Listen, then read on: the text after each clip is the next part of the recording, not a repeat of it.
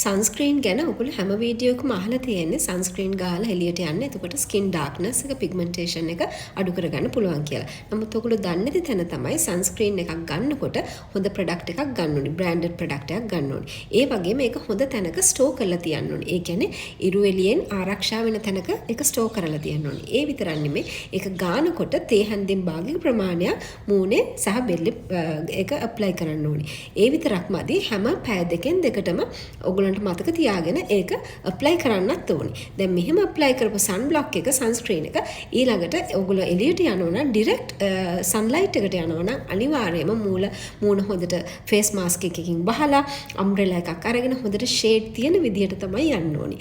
එහෙම නැත්නම් ඔයගොල්ලෝ සන්ස්ක්‍රීන් එකක් ගෑවා කියලා ඔයගොල්ලන්ට 100% ආරක්ෂාව හම්බ වෙන්නේ නැහැ. මම හිතන්නේ සන්ස්ක්‍රීන් ගාන අය දන්නවා ඩිරෙක්ට් සන්ලයිට් එකට ගියත් ඔයගොල්ලන්ගේ මූණ බර්න් වෙනවයි කියලා. මම හිතන්නේ මේ ඉන්ෆර්මේෂන් එක ඔයගොල්ලන්ට ගොඩක් වැදගත් වෙයි.